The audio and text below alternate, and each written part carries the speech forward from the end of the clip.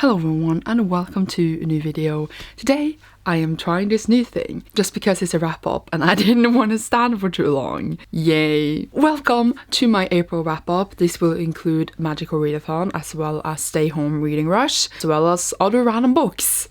I somehow managed to read 39 books in April, which has never happened before in my life.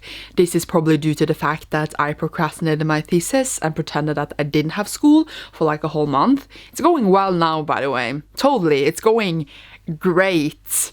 That was a great decision I did for my own life. But because of that, I did manage to read 39 books. A part of me is annoyed that I didn't manage 40 because that would have been a much nicer number than 39. I will start with Magical Readathon, where I read 12 books for that, and then we'll just take other things as we go. I always talk way too much in my wrap-up, but today I need to be quick and sharp because we cannot sit here for however long it would take me to talk about 39 books.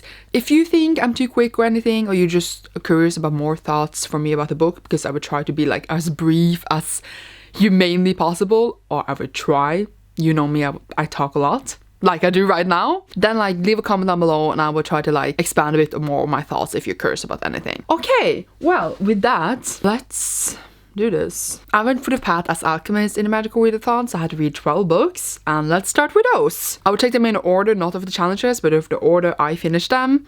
So yeah, just so you know. The first one is Of Miya by Aristotle. This one actually is translated, I found out, and has an English title, but I do not know what it is right now.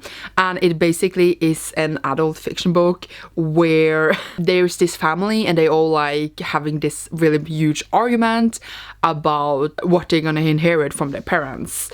And then also the main character has been sexually assaulted by her dad, and this is why that she is not in contact with them anymore. And then the whole book is basically her not necessarily confronted, because she's already done that, but also just dealing with the fact that her siblings do not believe her, and it was the most frustrating thing.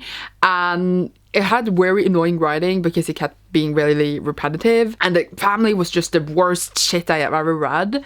Overall, there is good stuff in here, like their relationships and the dynamics. But yeah, it's a really tragic and sad story actually, and I thought I would like it much more than I did. I just felt it was just very frustrating in general. Again, I could expand, but I would just leave it with that, and I gave it 3 out of 5 stars. And also this light, I realized, is very intense, and my books are gonna be like this.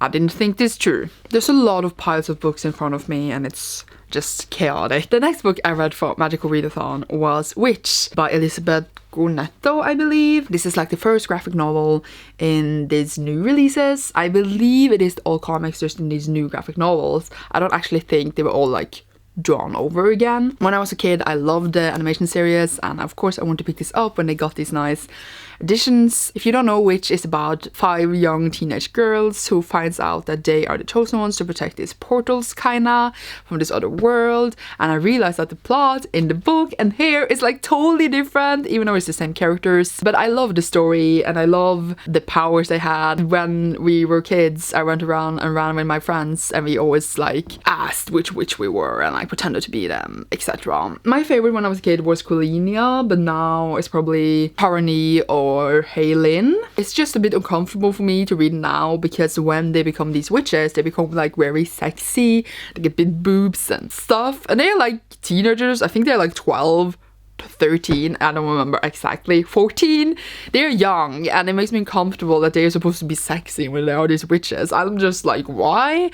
But other than that, it's a fun story with magic and monsters and a battle between good and evil, so I give it like 4 out of 5 stars. I then read Our Dark Duet by V. Schwab, and this one is the second and final book in the Songs of Verity duet? Why did I call it that? Duology. Oh my god. Duet would have been a good name for it though, just saying. The first book is about Kate and August. Kate is a human wanting to be a monster, and August is a monster wanting to be human. But there is just so much more complex shit going on between the relationship between monsters and the humans, and the different kinds of monsters, and how they're created, and how this world works. It's a lot, okay? It's great. And in this one, we do wrap up the story, and it was heartbreaking, so entertaining. I think I like this actually a lot more than the first book. Like, I love the first book, but this one was just like, holy shit, I now see where the story is going. It was a ride. Right now I got goosebumps because I'm thinking about this book and it was so good. I would recommend it so much. Like, it's such a good and original series. Readathon writes so well, one of my favorite artists of all time. It was very close to 5 stars, but I ended up giving it 4 because I'm stubborn with my 5 stars apparently. But definitely like almost a 5-star read, so recommend it a lot. I then finally read Aristotle and Dante, Discovered the Secrets of the Universe by Benjamin Alire Sands, and this one, oh my god, it's about Aristotle and Dante and they become friends, but turns out that Dante here wants more, and it's just about them being together this summer, and then like Dante has to go away, and then they like, when he comes back, it's a ride, okay? Like, we just see them in a turbulence and it just has the sweetest ending.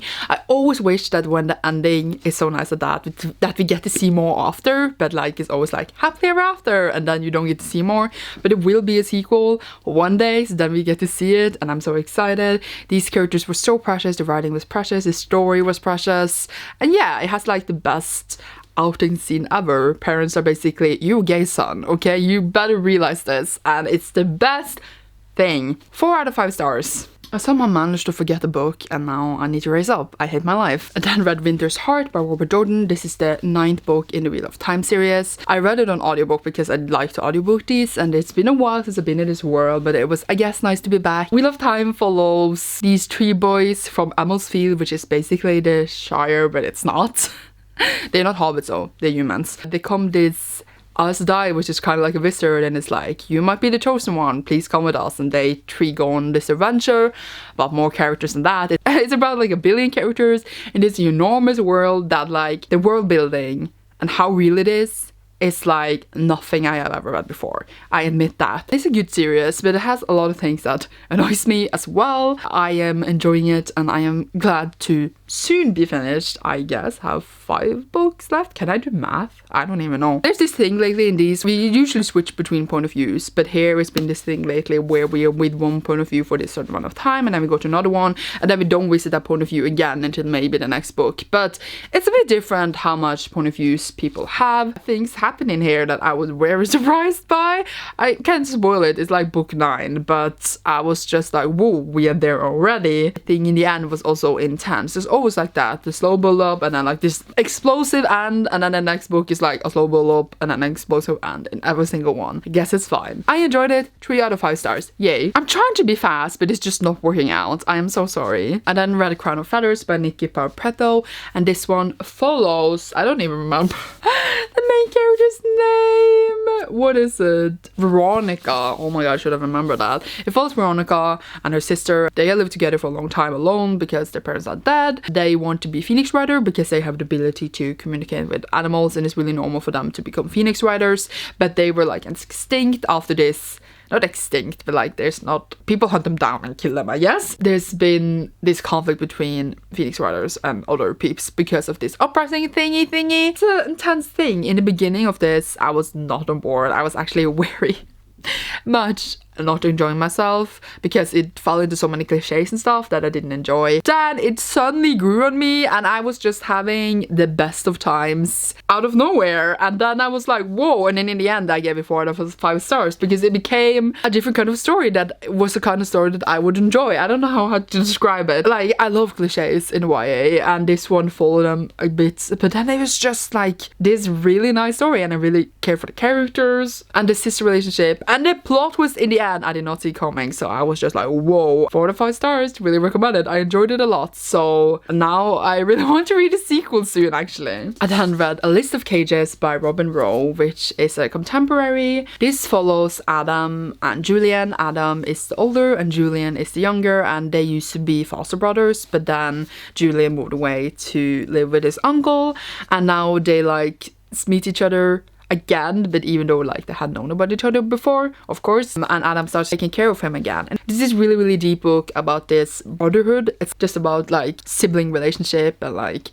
taking care of one another, and it's very sweet. It's full of abuse though for like Julian. domestic and verbal and all that shit, so it was horrible to read in that way, but it's very important to like make awareness about this, but also just a heartbreaking sweet story. It's very good. I just thought the end was a bit like a certain happening in the end. It was not exactly cheesy, but it was like, are we in a Disney movie or like a movie, a Hollywood movie, like a lame one? Because it felt very like out of character for the whole book. That's what I felt like. And that kind of ruined the taste I had in my mouth for the book in a way, but I ended up enjoying it a lot and I gave it 4 out of 5 stars. I then read Summer of Salt by Katrina Lino. This one is also a YA contemporary. It follows Georgina, and in her family they all have different abilities usually, and she hasn't gotten her ability yet, so she's waiting for it, and it's like, why don't I have it? So it has like small magical elements to it. I just call it a contemporary,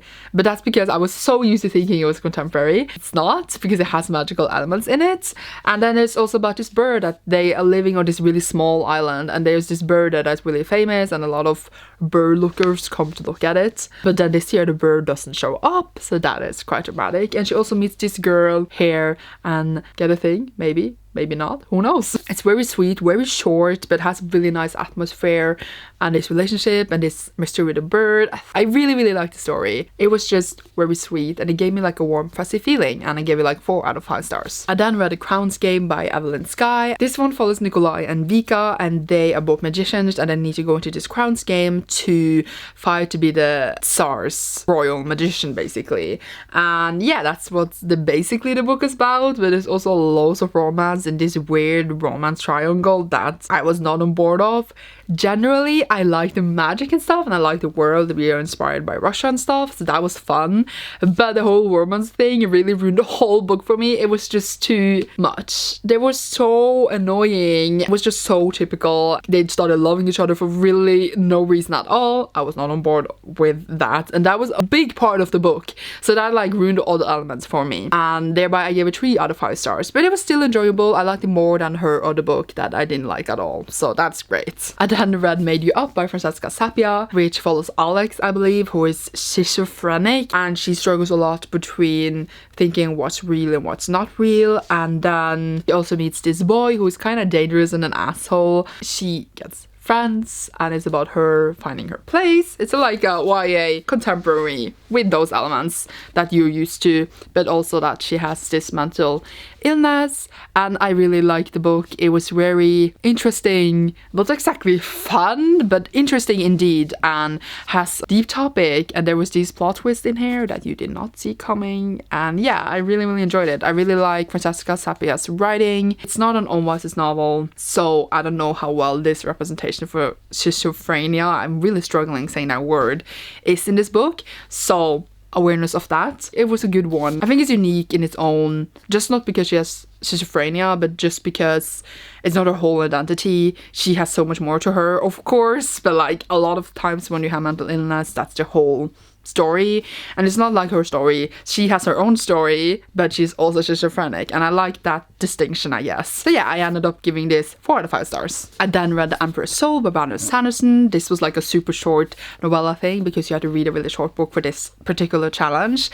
And in this short story, which is connected into the Elantris world, but it's like in its own place, Forger is hired to make the Emperor's soul again, to forge his new personality, because he got this accident. Not accident, it was an assassination. They need to fill him in again so that he is basically like himself again, but it's not real. I can't describe it, you have to read it, but like the magic system Brandon Sanderson got in their hair in such a few pages is amazing. The story, the impact, it was amazing. I am so surprised that he managed to do all this in this short amount of pages. It's actually, no one could do that, okay? No one could. It's so good. And I was just so captured by the whole story, as always, but the fact that it's so short and so good was amazing. As I said, the magic system and the characters and everything. Fell in love instantly. 5 out of 5 stars. I then read Shiver by Maggie Seawater, which is also the last book for Magical Readathon. I had to count over to make sure I was correct and hadn't missed anything. This one is the first book in a series called Wolves of Mercy Falls. I think it's 4 books, if I remember correctly. Follows Grace. When she was a kid, she was always killed by wolves, and then when she grew up, she's been obsessed with this one wolf that she thinks was a wolf who saved her, and then it turns out that that wolf is actually a boy named Sam. And the wolves in the story is like that you turn into a wolf when it gets cold, and then one day you won't turn back to human anymore. It depends differently on who you are to how many years you have as human. And then Sam is one of those wolves that do not want to turn into a wolf. He wants to be human. And then there's of course other wolves that love being wolves and think humans is poop. It's a whole story about that, and these two people who are already in love because they've been looking at each other for ages. Yay. So it's more of a love story with wolves in it, and yeah, it was fine. I like romance, but I don't like this kind of romance. It was too much of it. They were like making out on like page 80, and I was like, already? Okay, fine. But it was very atmospheric. I guess I could appreciate that, but overall it was just an okay book. 3 out of 5 stars. So that was the 12 books that I read for Magical Readathon. I also did Go to Think for Spring, which is like a reading channel for myself that I make every single season. For that I read 4 books, but I'm going to talk about it in my Go to Think for Spring wrap up, but I will show them here. Should have done that in the beginning, I realized, but now it's too late. So I read Clean Getaway by Nick Stone, Win Pinball by Murakami, and Queenie by Candice Carty-Williams, and my Go to Think for Spring wrap up will be up beginning of June, end of May, something like that. So then I would talk my thoughts about these books. I also read Ghost Squad by Claribel A. Ortega. This one I had to audiobook because my copy got like cancelled, and I was like, whoa, that was rude, and it wouldn't be arriving in time, so I audiobooked it. We'll talk about those 4 in my God for Spring wrap up. Okay, now we go on to Stay Home Reading Rush, which was a 4-day readathon where I read 10 books. I have a vlog up so you can see that, and now the light is very bright. But it's fine, who cares? Okay, why can you like see my very sharp cheek thingies when I smile? That was, yeah, it's a bit intense, who cares? First book I read for that was The Smell of Other People's Houses by Bonnie Sue Hitchcock. This one is a short contemporary story following these 4 characters, and basically it's Ruth wants to be remembered, Dora wishes she was invisible, Alice can't bring herself to leave, Hank is running away, and all these 4 people interact in some way. It's very interesting to see how that would happen. They all had different, very deep and sad stories. It's set in Alaska. I don't know what more to say. I really liked it. It was a sweet, nice book with nice atmosphere and characters and all the different things happening to them and the different things we learned about them was interesting. It was nice. It was not exactly at all what I thought the book would be when I bought it, but it was sweet. I gave it 4 out of 5 stars. I also read about Cheap Chase by Murakami, and this one is actually in a series with the other Murakami book I showed you, but I didn't know this when I was picking this up. I just realized it when I was gonna add it to Goodreads or something. It's actually like the 3rd book in the series. The other one is 2 books in one, and it was totally random that I had picked them up in the order that I did. I usually like to pick up books in order as the author published them, so like it was a good thing. I mean, of course, if I seen it was a series, I wouldn't have read it anyway, but the point was I didn't know that there was a 3rd book, and here we follow the same characters as in Win Pinball, and basically in this book that is so strange and impossible to explain, none of the characters has names and stuff, so it's very interesting in that way and unique in that way. And basically it follows this main character that, as again, we don't know the name of, and in the first book, now I'm talking about the book I was gonna talk about for God of First for Spring, but who cares, we just see him going home for a break because he lives in Tokyo and works there, and then he is hanging with a rat. In the second book, he's in Tokyo and he's obsessed with his pinball, and in this one he basically, in a literal sense, go on a wild cheap chase, and I did not expect it was actually going to be about chasing a sheep. And here in this one, the supernatural really comes in. It's not like as prominent in the first 2 books, I would say, but here it is a lot of supernatural shit going on, and it's so confusing, and like just trying to explain this book to anyone, it's impossible, I swear, okay? But still, in the weirdness, in the story, and just how it goes, how it's written, it's very atmospheric and good. So I gave it 4 out of 5 stars. Yay. The next few books is actually in series. I'm grateful for that because I can just talk about them as one unity. We have the William Wentham series, not the whole one. Why am I holding them like this? It's the first 4 books and I read them all for Stay Home Reading Rush. Follows William Wentham, whose grandfather disappeared a few years ago, the first one, and he likes to solve these codes. And then in the first one he solved this code and is set on to this institute where like they're all code solvers, etc. And then there is this evil dude named Abraham who was wanting for a long time to get this, I don't know the English word, I don't know if it's actually a real thing, but Lyrium, which is like this medal, and he wants this because it makes him immortal.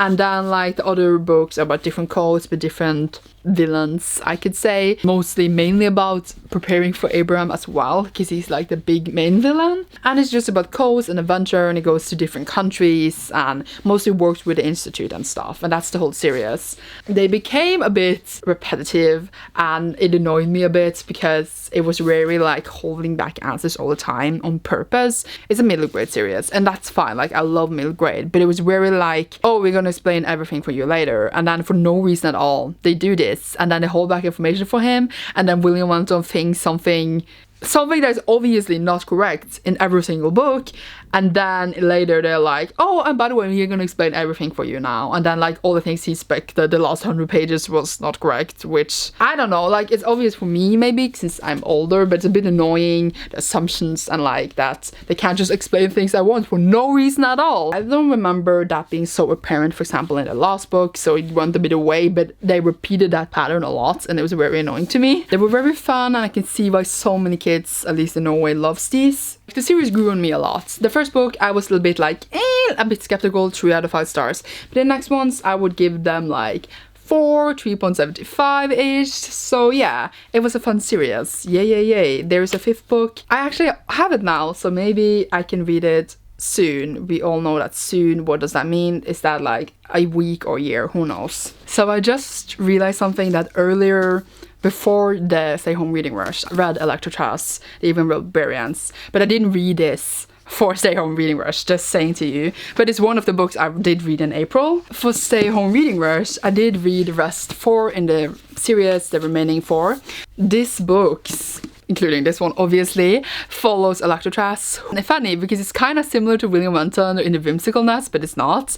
But it follows Electrotras, who is an orphan and he has been living with foster families for a long time. His grandpa one day shows up and is like, yo, I'm your grandpa, and they are Smedries, as it's called. I cannot pronounce that apparently. And they all have like different talents, and Electrotras' talent is to break things, and you think that that is completely useless, but it's not. And all the different Smedries has like so stupid talents, but it makes sense. Like for example, his grandpa's talent is to arrive late to things, and you're like, okay, but then if he gets shot, he can like choose that the bullet will arrive late to him, so it won't hit him. If he gets tortured, he can choose that his wounds arrive late, so like he doesn't get pain, and he can take it in like periods of time later instead of getting it all at once and be in a lot of pain. So it's like OP as hell. And the same with Electrotras, breaking things can be very useful and sometimes not as useful, and needs to control his talents. And basically there is this whole underlying thing in the book where Electrotras is the one writing the book in the future, where he says, I'm called a hero, I'm called that and that and that, but it's not true, and this is the true story, I'm actually an asshole, I'm selfish, la la la. And this is this underlining narration where he, what's it called, breaks the fourth wall. He goes out of the story to be like a narrator kind of, and that's a very interesting way of writing it. I really enjoyed that. Now the first 4 books was actually released like very much after one another, but the last one was released in 2016, so now 4 years ago. But just saying, it's the most inventive, fun story. I loved these, okay? They were so fun. The things, like every single book, he builds this story for you, he builds this world, these characters and these magic system, and every single book he adds to it, he adds more to it, and it's just so fun that you get a base, and then instead of like just using that base all the time, he expands it, and not everyone does that, and it's done so well here. Like that is like one of the main things that makes the story so great. Also the characters and the humor. But the end of this one, I am still so pissed at this one. How can it end like this? And like, he's going to write a 6th book. apparently. It's fine, but it's been 4 years. I don't remember how many years it was between the 4th and the 5th one, but I am so mad. I had never been so mad before. I wanted to scream in frustration, and I'm like shaking right now because it makes me so pissed. It's good writing if someone can make you this pissed, but it's so annoying. I don't have words. I never will have. I am so upset. I did not think. I thought that the story was over with these 5 because I thought the next book would be from a new character's point of view. That's what it's called. But now it makes sense it would be from another character's point of view, of course, when now I read the 5th book. But it makes me so mad how it ended and that I don't have the next one. I don't think I would have read this now if I knew it was gonna end on a cliffhanger like that. I like to have the whole series, or at least wait to finish the series for a long period of time because I know it's going more, but I didn't do that. I read them all in 1 month and I have regrets and I'm so mad, but they were so good.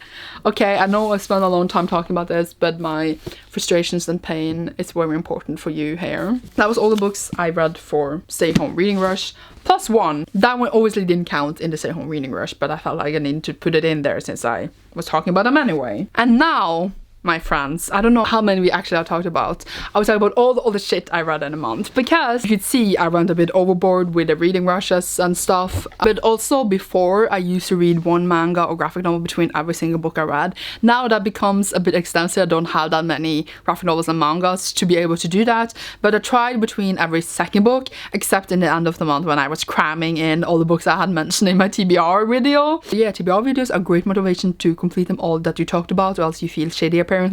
At least I do. I read a lot of graphic novels and stuff, which is obviously also another reason why I read so much, but they definitely count, and if you don't think they count, then you can go away. I read Miss Kobayashi's Dragon Maid, volume 1 and 2. Obviously we talk about them together, and this one follows Miss Kobayashi, who has a dragon maid, and it's very sweet, very like slice of life-y instead of like one ongoing story. They do of course all connect together, but it's more like many small snippets of their lives, but they have an ongoing bigger story as well. Very gay.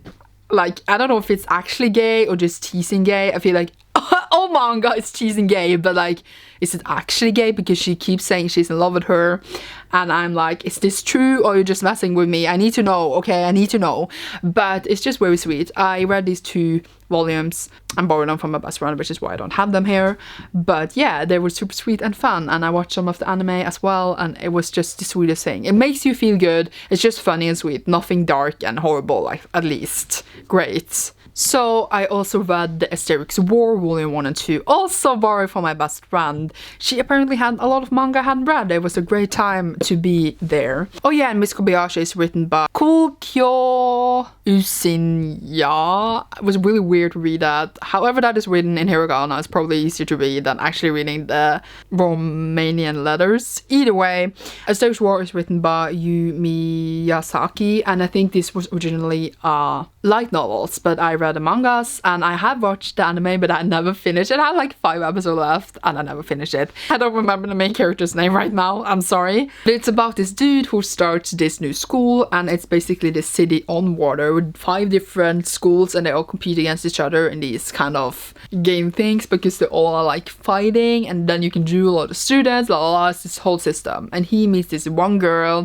because he finds a handkerchief, and then he like decides for some reason to jump up in the window, and then he sees her underwear. It's like a lot of, what's it called when like you see underwear and boobs all the time in anime and manga? It's a word for it, but I don't remember it right now. Either way, it's a lot of that in it, but it's also like fighting, and of course he's good. I know that, like, I've only read the 2 first volumes, but I know where the story goes more because I watched anime like a billion years ago. It's like entertaining and fun, but it's kind of like not the best thing, but it's not the worst thing either. It felt like in the middle of like things. Like, I liked it, but I don't love it. But in the beginning when I watched anime, I remember I was like but then it kind of like got a lot of fun, so that was great. Also this ongoing mystery because his sister used to go there and she disappeared, so he wants to find her, and then he gets also her weapon that she had, and yeah, there's like duels, and then yeah, great, it's magic and stuff. Fun. 3 out of 5 stars ish. I then read Santiago's Road Home by Alexander Diaz. I have a full review up on my channel, so we'll try to be even quicker here. But this one follows Santiago, who tries to immigrate to the United States together with his young mother and her daughter, and then they get picked up by ICE on the border. And it follows the themes of like how the kids and stuff have it in ICE and how it is to immigrate and how awful they have it there, and that is what the author wanted to show us and stuff. It's a middle grade, but I think it could be read by anyone. It is very sad. It has like a lot of sadness over it because Santiago is very abused, etc. But it has this hopeful feeling as well. And I think it gives you hope, but also you can see the horribleness of the world. It's very important and very relevant for this day. Definitely do recommend it. 4 out of 5 stars. Will link my full review down below. I then read The Fate of the Cheerleading by Erica Johansson. This was not in my TBR video for April. That was because I was at my best friend's and I hadn't brought a lot of books because I read all of my books like super quickly for some reason. I had this on my Kindle. I just thought, okay, fine, I will finish this series once and for all. I've had it ongoing for years, so it's time now. What to say? This one follows Calcia, who is a queen. She has been a queen since she was born, and then like she was in hiding, and then now she like goes to a kingdom. It's about her finding her place on the throne, and it's like these different conflicts, especially with this other country called Nemesis, I believe. And they have like, when she was a kid, 18 years ago, they invaded and stuff, which was why her mother had to die. I remember correctly. Conflict is still ongoing and stuff, so there's a lot of things going on like that. There's a lot of politics, very slow paced and stuff, and I don't mind that. And then there was this whole other plot. I don't even know, is that a spoiler? It's kind of not in the first book, so I guess it is. And it's interesting, that other plot, I guess. It gets involved in our story. I don't know what to say. Point is, whatever, like that is interesting way to tell the story, and I see that this is a very nice story, like how it's written. I really like it. I really like the writing and story, even though it's slow paced. But how everything got resolved, and then I mean before the end was a bit like too easy. I was like, why didn't you guys do this like years ago? But fine. But also the end. Oh my god, the end made everything that happened in trilogy, I can't say the word even, void. Like the pains, everything they went through, all the characters we started to care about, all the relationships, it made the story mean nothing. And I know that there's probably different point of views on this, but it made for me that the whole journey I had with everyone turned into nothing, and that was very unsatisfying. I'm fine with an ending like that, but it needs to be more. It needs to be something else, and it made me really sad. I suppose it's supposed to be bittersweet, because kingdom first, right? Person later. That's the whole idea. She needs to put the kingdom before herself. But, man, the ending. I guess since it hit so hard, it did the impact it wanted. But I feel like sometimes you make a sad ending just to make it sad, to make a bigger impact. And you don't need that. You don't need to make it sad. You need to make the ending deserving. That's the more important thing. And here, it was just very disappointing and unsatisfying. And yeah, I don't remember how many stars I gave. It's probably like 3, but I'm done with the series, so that is something. I then finally read Nimona for in between somewhere in my books. This one I had for ages, and it's been like one of the most popular graphic novels, I would say, in YA community. I would say like it's a graphic novel a lot of people read, even though they don't read graphic novels. And this one follows Nimona, who decides to be the sidekick to this villain dude, Lord Ballister Blackheart. His nemesis is this knight dude, and then like we see them following evil plans. She can shapeshift, which is apparently very OP, and it's just a story about them trying to be evil. But then it turns out that maybe evil characters are not so evil after all, maybe good characters are not so good after all. I liked the themes there, and also like how the good people are actually assholes and stuff. Yeah, the whole idea of that. But then there's Nemesis, dragons, science, symbolism. It's so much in it, and the art is so cute. I cannot deal, okay? It's one of the sweetest things I have read, but also just the story had so much impact. Everyone has been yelling to read this, not necessarily to me because I don't have any friends, but to other people, and I see it now. I see it all. It was so worth it. I should have read it so much sooner. Now I want a sequel. I want everything. I want to read it again. I was so surprised because I didn't actually know what it was about. I just picked it up because everyone had been talking about it, and it was just so fun but sad. It had everything a story needs, literally. Like, I don't understand how it did it with so much impact and originality. Even though it's like maybe similar stories we've seen before, it like hits every single spot that a story like this is supposed to hit. 5 out of 5 stars. I then read Anticlimax or Anticlimax by C.A. Patterson. This one is a graphic novel, but like it has these really short graphic novel things because it was really small comics and they all like been collected in this one. It's signed too because I met the author when I bought this. C.A. Patterson is one of my favorite authors. She wrote one of my favorite series. This is definitely something very much different from the YA fantasy I am known her for. It's like these people and their protest against everything. It's a joke. The whole thing is just a joke. It's just humor, and like the art is sweet and everything, but it's not my kind of humor at all, I would say. I'm not the target audience for this at all. I feel like a lot of adults really liked this and thought it was a lot of fun. And I'm not like I regret reading it, but it's not for me. I liked it. I thought it was fun, but it's very weird. It's not like perverse humor either or anything like that. I could laugh at that. I can laugh at a lot, but I did laugh. It was just like a bit like not in my zone at all, I guess. I gave it like 3 out of 5 stars. It was totally fine. And the last 3 books here, I actually squished in. I had like 4 days left of the month. I don't even remember. Maybe 3 or 2. And I had talked about these in my TBR because I was like, I'm gonna read those. Stay home reading rush happened and I didn't know that in the beginning of the month. So that like screwed off with my schedule a bit, which made me squeeze all these in. I know I could have just left them and like save them. I had already picked them out. I was determined to read them. So yeah, I used last few days reading a lot. We have Nemesis by Brandon Rage, and this one is a YA dystopia, sci-fi, fantasy, I don't even know, and it follows Min, who every 2 years on her birthday gets murdered and then wakes up in the same place. And this other dude, Noah, also like has these dreams about being murdered. It is a bit like the Maze Runner, I would say. Like they are put in a maze, right? And they are like, why are we here? La la la. And it's the same kind of story. Why does this happen to us? Is it real? Is it not real? Why is everyone pretending like it's fake? Like kind of a whole mystery thing with that. Of course, pieces starts coming together. And then it's a whole different book. Like, it's like 3 different books in one book. I swear to you. It's about something entirely else in the end. And I guess this is because the author wanted to surprise us. Of course, like, he wanted to not be obvious what was actually going on. But he made the story so disconnected because, like, it doesn't feel deserved for what the story ends up to be. And that was what bothered me a lot. And also, romance. Why? I don't mind romance, but when it's so... Nah, why? Seriously. But other than that, I enjoyed parts of it. I wanted to know what was going on. But when we came to a point, these shifts, it just felt so... Why are we doing this? I don't even know. So I gave it like 3 out of 5 stars. I feel like I would finish the series because I am interested to see where it would end up. But I'm very surprised by what kind of book it was, I guess. The initial mystery was what dragged me into it. And I thought it sounded so interesting and fun.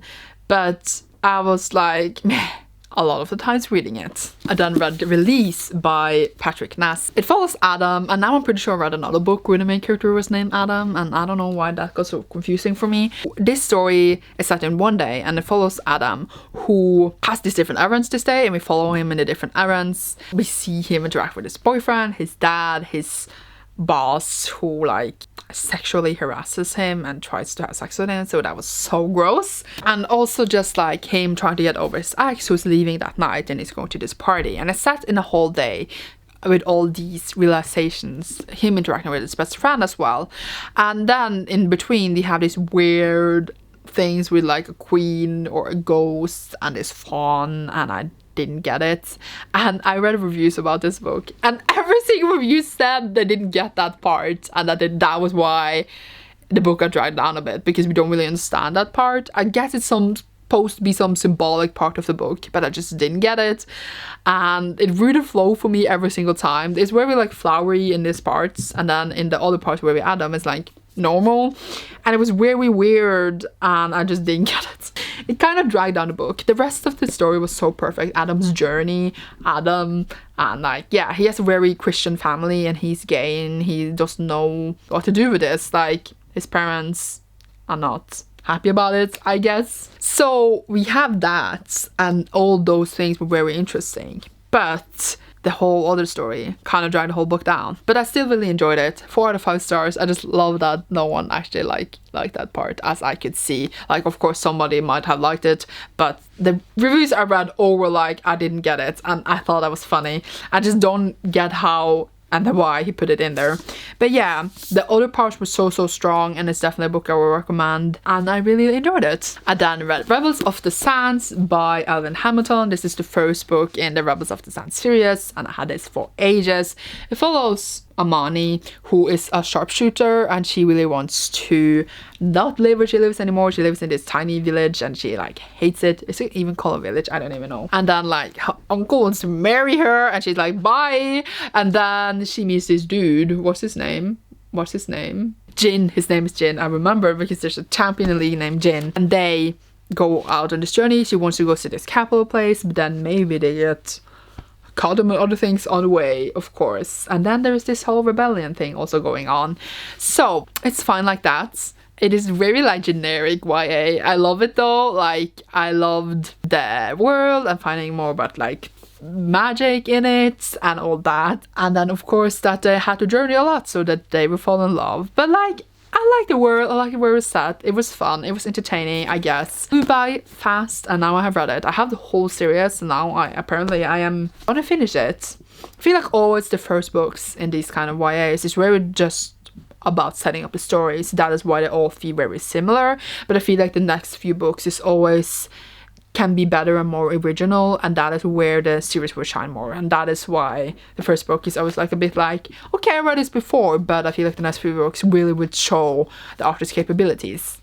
That is my point of view on it, at least, and that is why I always like to finish series. Yay! The last book I read was actually Catching Fire by Suzanne Collins. This I didn't read physically, I listened to the audiobook because I'm rereading the Hunger Games series. I read Hunger Games in March, and now I managed to finish Catching Fire as well. And as I said in March, my March wrap up, I said that these books still have so much impact and still are so good even so many years later. The message, the story with the characters, even the romance, everything works. It's so clever, it shows so much in what it manages to do. And Catching Fire, man, it is so good. I get goosebumps, seriously, thinking about these books. And yeah, I will pick up that prequel thing after I finish Mockingjay, I guess, but it probably won't happen until July now, because now I'm doing Asian Readathon, and then there is Pride. So yeah, what to even say, 5 out of 5 stars is the perfect reread for this time. I am so glad that I am going through these. I had thoughts apparently, but we would just leave it at that. And yay, that is all the books that I read in April. I feel like I could easily have forgotten something here, just because it didn't follow like directly down on my wrap-up list that I have, but I hope not. This has been my April wrap-up.